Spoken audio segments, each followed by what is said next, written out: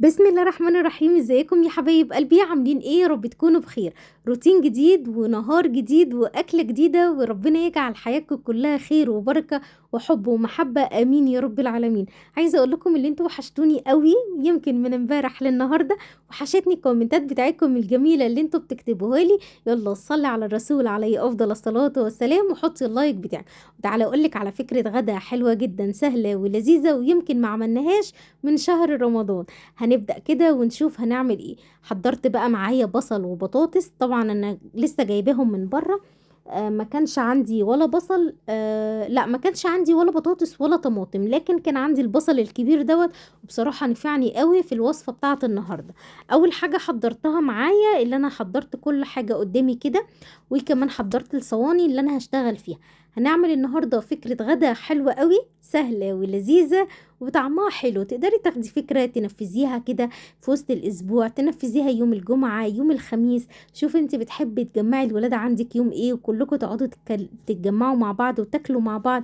بتبقى حلوة قوي. كمان تقدري تعملي الفكرة ديت بفرخة كاملة متقطعة، سواء بلدي او بيضة. تقدري تعمليها بأوراق، تقدري تعمليها بدبابيس، تقدري تعمليها كمان بأجنحة. بتبقى خطيرة، طعمها بيكون حلو جدا. ركزي بس معايا في المقادير اللي هقولك عليها، والخطوات هي اللي متعودين عليها، بس في شوية تكات كده حلوة قوي بتفرق معايا في الطعم. يعني ممكن انا اكون بعمل اكلة وانت بتعملي نفس الاكلة، بس بتطلع مني مش حلوة وبتطلع منك انت حلوة. ليه بقى؟ لانك انت بتحطي ملمس كده انا مش واخدة بالي منه. فتعالي بقى النهاردة اقولك على الملمس اللي انا بحطه في اكل بتاعي، بيخلي طعم الاكل مميز جدا. ازاي نعمل صينية فراخ بالبصل مكرمل طعمه رهيب. حضري بقى كمية بصل حلوة كده وقشريها. اي نعم، البصل هنا كان وجع لي عينيا جدا، بس لا تراجع ولا استسلام، انا هعمل الوصفة، يعني هعمل الوصفة. خلصت من كمية قشر البصل كلها، واخدت البصل غسلته كويس جدا زي ما انت شايفة كده في قلب الصينية. وهبدأ بقى اللي انا ايه اقطعه كده بحرف السكينة. انا عايزاه بصل رقيق كده، مش عايزاه تخين معايا. تقدري تحطيه في الكبة، بس الكبة بترفعه قوي. انا مش عايزاه اللي هو عارفين اللي هو البصلايه المية ديت، لا انا عايزاها كده رفيعة، بس بتاعة السكينة مش بتاعة الكبة. كمية البصل دي مش كتيرة ولا اي حاجة على فرخة، لان البصل ده بيتغمس بالعيش بيبقى طعمه رهيب، وبيتحط على الرز. ممكن تعملي جنبيه شوية مكرونة، بس انا عملت الرز النهاردة. هخلص كمية البصل كلها. وطبعا بقى تقدري في المرحله ديت ما تعمليش بقى الخطوه اللي انا هقولك عليها، لان انا عملت بصراحه صينيه البطاطس لوحديها. لكن انت تقدري تعملي كله فوق بعضيه لو انت حابه. او لو الولاد عندك بيحبوا كده تقدري تعملي كده. انا ساعات كتير بعمل كده، بس انا النهارده عايزه صينيه بطاطس بالصلصه لوحديها، وعايزه بصل متكرمل لوحده، مش عايزه الاتنين على بعض. لو مش هتعملي صينية بطاطس تقدري تدخلي بقى هنا كده حبيتين من البطاطس تقطعيهم كده مكعبات. تقدري تحطي جزرتين برضو تقطعيهم كده طرنشات صغيرة. تقدري تحطي شوية بسلة، تقدري مثلا تحطي شوية كوسة لو انت حابة. بس هي حلاوتها في البصل. لو انت حبيتي تزودي اي نوع خضار بيبقى جزر وبطاطس، اي حاجة تانية لا. حطيت بقى ملح، حطيت فلفل اسود، حطيت بهارات فراخ، حطيت شوية من الكاري. بس كده. يا سلام بقى على الفراخ بقى لما تشم ريحة الكاري كده، وتوابل الفراخ بتبقى خطيرة. جربيها وعلى ضمانتي. الكاري بيليق جدا على الفراخ وبيخلي الطعم حلو قوي. لو كان عندي بابريكا كنت حطيت كده حوالي ايه نص معلقة صغيرة من البابريكا، برضو كده تخلي الموضوع حلو قوي. المرحلة ديت بقى مهمة جدا، اللي انت تمسكي كده البصل تدعكيه كويس جدا على قد ما تقدري تنزلي السوائل اللي موجودة في قلب البصل. هتلاقي طعم الفراخ في النهاية طعمه حلو قوي. البصل وانتي بتغمزيه كده بالعيش، لا لا لا، الموضوع مختلف تماما عن اي حد بيعمل صينية بطاطس. انا عارفة ان انتوا بسم الله ما شاء الله شاطرين وبتعرفوا تعملوا كل حاجة، بس صينية الفراخ اللي بالبصل دي مختلفة تماما. انا قلت بطاطس صح؟ رجعوا ورايا وقولوا لي اه صح ولا ايه. ممكن ناس تقلب البصل بالمعلقة. انا عايزة مية البصل تنزل عشان اشربها كده للفراخ واتبل بيها الفراخ. معايا هنا حباية من الطماطم، طماطم فريش لسه جايباها. انا مش عارفة الطماطم مش عايزة ترخص ليه خالص. طماطم سعرها 10 جنيه عندي. عندكم الطماطم بكام؟ من بعد العيد وهي مش عايزة تنزل خالص، عايزة اشتري شوية طماطم كده وافرزهم في الفريزر، عمالة اتحايل عليها مش راضية تنزل، وخايفة سعرها يطلع تاني علشان خاطر العيد الكبير، كل سنة وانتم طيبين. فقلقانة شوية لاني ما عنديش طماطم خالص في الفريزر. المهم الله المستعان. قطعت بقى الطماطم مكعبات كده متوسطة، مش صغيرة قوي ومش كبيرة قوي. تمام تمام. بدأت بقى اللي انا اقلبها كده في وسط البصل، واجيب بقى الفرخة بتاعتي ديت، انا غسلاها كويس جدا ومنضفاها وكنت شايلاها في الفريزر. يا دوب طلعتها دلوقتي، فكت، عارفة، دخلتها الميكروويف فكت سيكة كده، بس هي لازقة ببعضيها، فهحاول على قد ما اقدر ان انا افكها من بعضيها. كنت بتخانق انا والفرخة هنا، بس سمعت الكلام واتفكت عادي يعني. انا مقطعاها على 4، والفرخة اللي انا مستخدماها دي فرخة بلدي. هتستوي، هتستوي، ما تقلقيش خالص. كده خلاص بقت معايا تمام قوي. هاخد بقى كل جزء من الفرخة، هتبله كده بالبصل والطماطم، وطبعا البصل بقى شارب من التتبيلة وحاطين ملح مظبوط، مش هنحتاج ان احنا نزود ملح ولا اي حاجة تانية. خدي بقى فكرة ونفذيها بكرة، واثقة ان ايه الغدا ده هيعجبك ان شاء الله بإذن الله. حطيت كمان الايه الكبد والقوانص مع الفرخه. تقدري اللي انتي ما تحطهمش خالص، وكل ما تجيبي فراخ مثلا تروحي شايلاهم على جنب. في نهايه الشهر مثلا لو جبتي فرختين هيطلعوا معاكي شويه حلوين كده من الكبد والقوانص، ممكن تخليهم للشهر اللي بعديه، وتجمعي كله مع بعض، ويبقى برضو تعملي وجبه بالكبد والقوانص دي، بتبقى طعمها حلو قوي. هغطي بقى هنا الصينيه واسيبها بقى ايه، تشرب كده من قلب التتبيله شويه، مش هولع عليها النار دلوقتي. جبت بقى البطاطس وبدأت بقى اللي انا اقشرها. هعمل صينية بطاطس، بس صينية البطاطس اللي انا بعملها بتبقى طعمها مختلف كده عن اي حد بيعمل بطاطس يا جماعة. جربوها بس وعلى ضمانتي والله برضو. انا عارفه اللي فيه منكم دلوقتي هيقولي الاكل دوت نفس، لا، هو الاكل دوت حب. كل ما تعملي الاكل بحب كل ما يطلع الاكل حلو. مش زي ما تدخلي المطبخ وانت متضايقه ومتعصبه، زي ما تدخلي المطبخ وانت مزاجك رايق ورايقه كده والدنيا تمام من حواليكي. هتلاقي في فرق في طعم الاكل، هتلاقي في فرق في اللي انت واقفه بتعملي الاكل بحب، وفي فرق بين اللي انت واقفه بتعملي الاكل وعايزه تخلصي وخلاص. في فرق بين الاتنين جامد جدا. عارفة اللي في ناس دلوقتي هتأيد الكلام بتاعي وتقول أيوة فعلا صح يا هبة. في فرق كتير. أحيانا كتير بندخل المطبخ واحنا متضايقين متعصبين، عندنا ضغوطات، عندنا حاجات مثلا، متضايقة، مش قادرة، تعبانة، كسلانة. وفي فرق تاني اللي انتي مخلصة كل اللي وراكي والدنيا تمام، لابسة لبس حلو كده، بصراحة شعرك تسريحة حلوة، وداخلة تعملي المطبخ وهو نضيف وزي الفل، كل حاجة قدامك رايقة وزي الفل كده. فبتعملي الاكل بحب، بتعمليه بروح حلوة، فالاكل بيطلع ممتاز. فاللي معايا في الرأي دوت ومأيدني يكتب لي في الكومنتات انت صح يا هبة. قشرت بقى البطاطس كلها، كمان كنت جايبه معايا بتنجان، هبدأ بقى اللي انا اخلله بالشكل دوت كده. بتنجان اللي انا جايباه كده حجمه صغير كده ولذيذ وخطير. بس بصراحة نسيت خالص اجيب فلفل. طب ينفع كده؟ هعمل ايه، نسيت، ما جاش في بالي خالص. او انا حاطه في دماغي ان انا هجيب فلفل وهجيب بتنجان. دخلت عند بتاع الخضار، جبت البطاطس، وجبت طماطم، وجبت بتنجان، وما جبتش فلفل. افتكرت الفلفل امتى؟ بعد ما طلعت البيت بقى. قلت هو انا لسه هنزل تاني وامشي الاول الشارع واعدي الطريق؟ لا لا لا لا، مش محتاجين فلفل مع البتنجان خالص. كده كده انا اصلا بعمله بالدقه الحمراء، فبيبقى مشطشط كده وطعمه حلو. الفلفل محدش بياكله غير انا، فمش لازم انا اكل فلفل خالص النهارده. مع انه بيبقى البتنجان المخلل مع قرن فلفل كده مع صينية البطاطس وحتة الفرخة بتوديكي في حتة تانية خالص. والله حتى لو من غير فراخ، صينية البطاطس اصلا ليها مذاق خاص كده.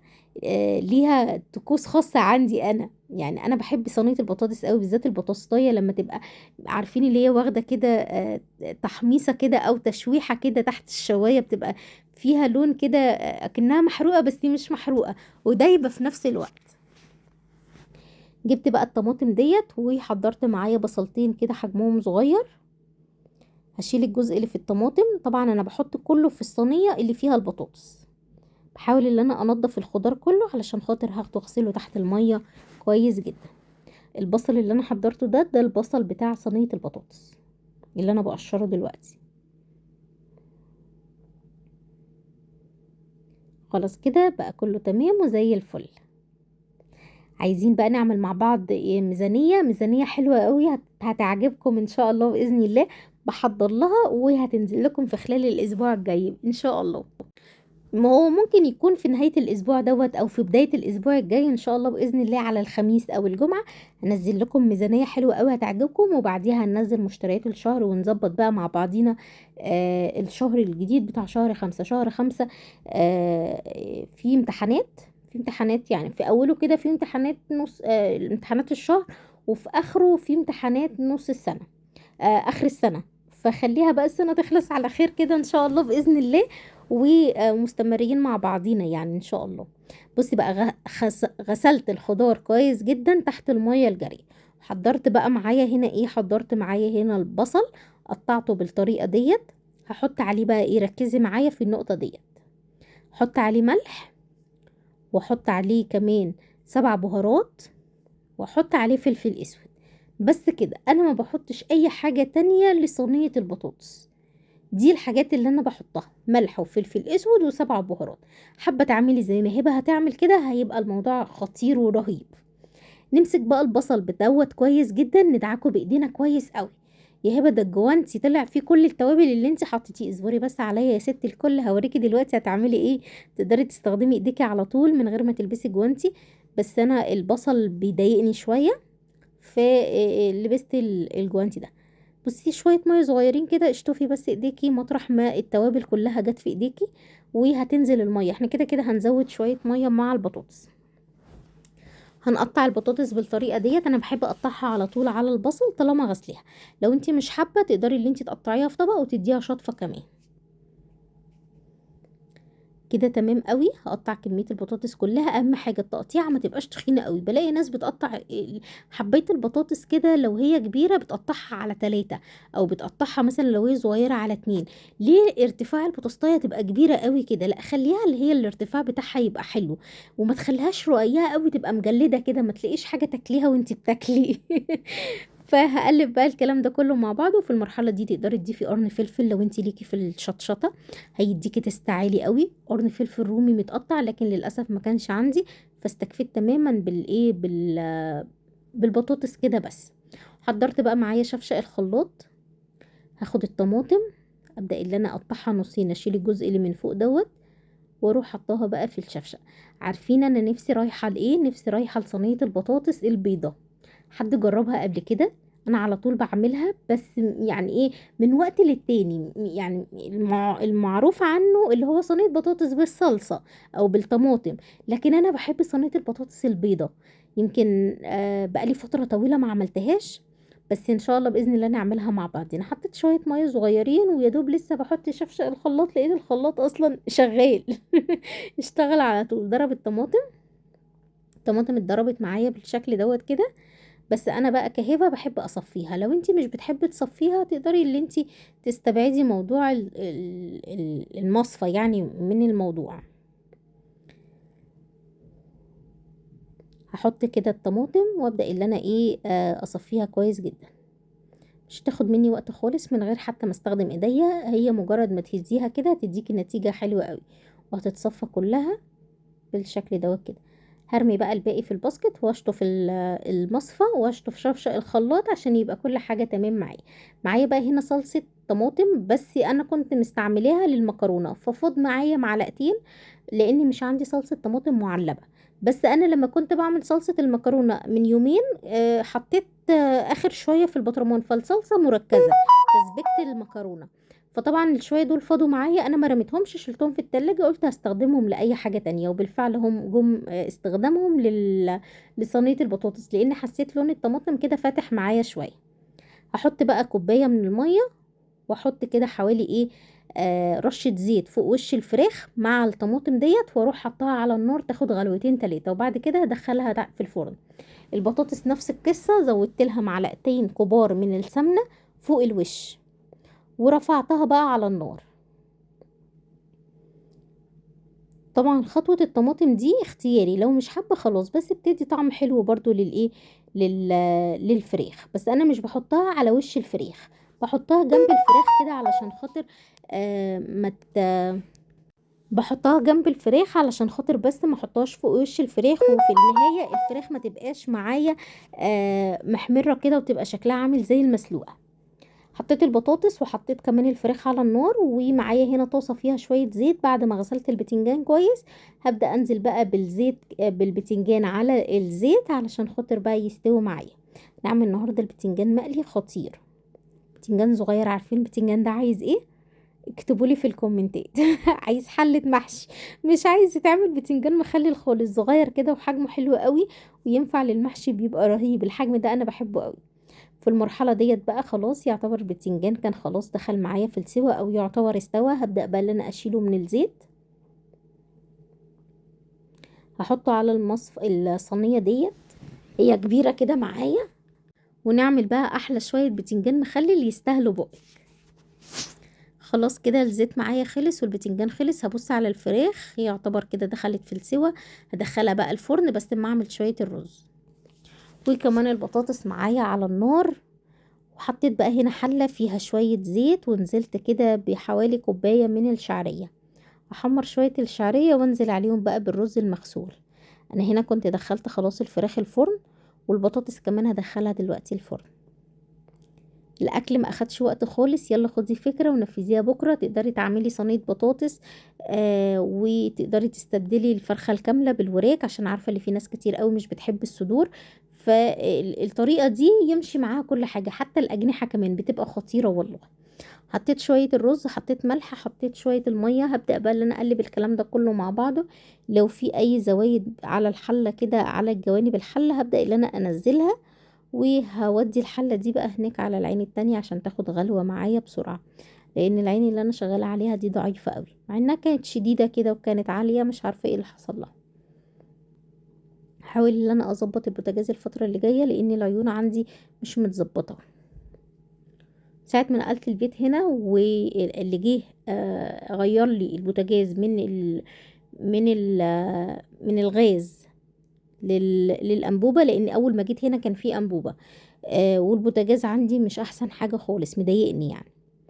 بعد كده رجعته من أنبوبة لغاز تاني، فتحس اللي فيه حصل لخبطة يعني. حطيت بقى توم، وحطيت هريسة الفلفل الأحمر، ملح وكمون وشوية خل وشوية ليمون. قلبت الكلام ده كله مع بعضه كويس جدا. وهبدأ بقى ان انا اخلل البتنجان بتاعي كده. انا لما باجي اخلل البتنجان بحب ان انا اخلله هو سخن شوية، اي نعم بسيبه يهدى بس عشان ما يلسوعش ايديا، لكن حلاوته تخلليه وهو سخن كده او دافي معاكي، هيديكي نتيجة حلوة. وتضغطي على قلب البتنجانية من جوه بحيث ان انت تقدري ان انت تفتحيها وتدخلي جواها الحشو.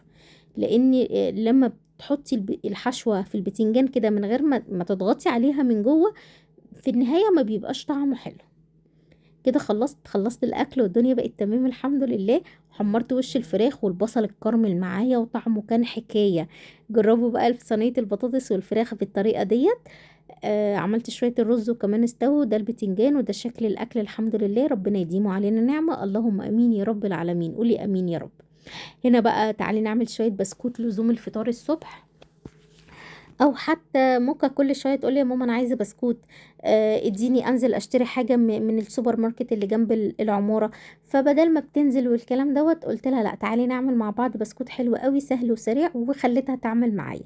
المهم عملت ايه، حطيت نص كوبايه من السمنه اللي هو بمعدل 3 معالق، بس اهم حاجه السمنه تكون متجمده، يعني لو سمنه سايحه دخليها التلاجة شويه. وحطيت كمان نص كوبايه من السكر البودر اللي هو بمعدل برضو 3 معالق. وقلبت الكلام ده كله مع بعض. عارفه اللي في ناس هتقولي دي طريقه الغريبه مش طريقه بسكوت دي يا هبه. لا، الغريبه بتستوي على نار هاديه شويه، وكمان ما بتكملش في الفرن 6 7 دقايق وتلاقيها خلصت. لكن احنا هنحول الطريقه دي لبسكوت، هيبقى مقرمش معانا وطعمه حلو، مش نفس طعم الغريبه. تمام كده تمام. حطيت كيس من الفانيليا، ونزلت بقى بعد ما السكر وكمان السمنه بقوا القوام بتاعهم كريمي، نزلت بكوبايه من الدقيق. هبدأ بقى اللي انا اعجنهم مع بعض كويس جدا. انا منزلتش بالكوبايه كلها، انا بنزل بيها حبه حبه لحد ما تلم معايا. اول ما تلم معايا مش هحط تاني بقى الدقيق، بس انا استخدمت الكوبايه كلها، يعني المقادير اللي بقولك عليها مظبوطه. نص كوبايه سمنه، نص كوبايه من السكر، كوبايه من الدقيق. تقدري تقللي السكر لو انت حابه. في المرحله دي بصي عجنتها كده او كورتها، لقيتها ما ايه، ما شققتش معايا، بقت تمام. هجيب بقى شوكه بعد ما ايه ابططها كده شويه واسحب الشوكه على تحت، وده كان هيبقى شكلها. مش محتاجة بقى ولا قطاعة ولا أشكال ولا أي حاجة.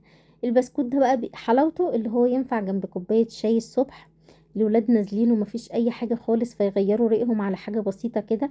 ينفع بالليل، ينفع سناك طول اليوم وهم قاعدين بيذاكروا. فالموضوع بيكون حلو قوي. رصيته في صينية مش مدهون أي حاجة خالص، هدخله الفرن على درجة حرارة 170 على الرف الوسطاني، ولو 160 هتبقى تمام. من غير شواية هتلاقيه بدأ اللي هو يتحمر معاكي بالشكل ده. انا مش عايزة لونه من فوق محمر، انا عايزة الارضية بس. بحبكم في الله وشكرا جدا ليكم، وسلام.